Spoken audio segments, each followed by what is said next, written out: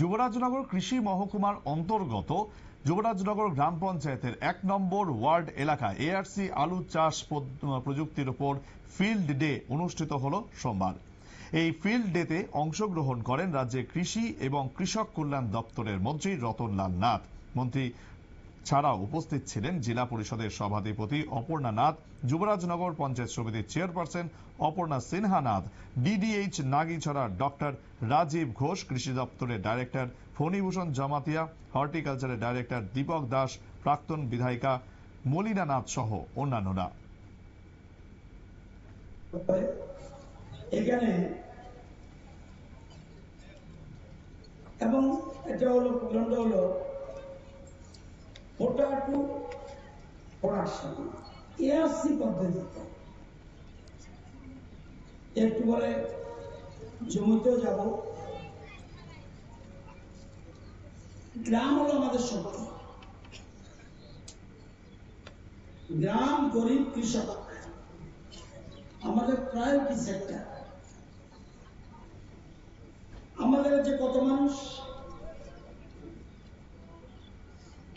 42 লক্ষের উপরে মানুষ আজকের দিনে। এই যে 42 লক্ষের মানুষ সবাই কৃষিকাজ করেনি, ভালো। এই 42 লক্ষের কে খাওয়ায়? কজন কৃষক? 4,72,000। এই 4,72,000 যদি কৃষিকাজ বন্ধ করে আমাদের অবস্থা কি হইব? কিছু স্ট্রং থাকবো নি,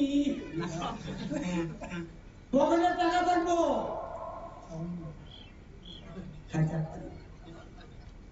এই জন্য দেশের প্রধানমন্ত্রী বলছে কৃষক অন্নদাতা ভগবান, কে বলে অন্নদাতা আল্লাহ। আগে আমাদের মূল উদ্দেশ্য কি? আমাদের সরকারের মূল উদ্দেশ্য আত্মনির্ভর ত্রিপুরা, স্বয়ম্বর ত্রিপুরা, এবং ত্রিপুরা দেশের মধ্যে 1 নম্বরে যেতে হবে। দেশের মধ্যে 1 নম্বরে নিয়ে যাওয়ার লক্ষ্য, তার জন্য কৃষি ক্ষেত্রে একের পর এক কাজ করে যাচ্ছে সরকার।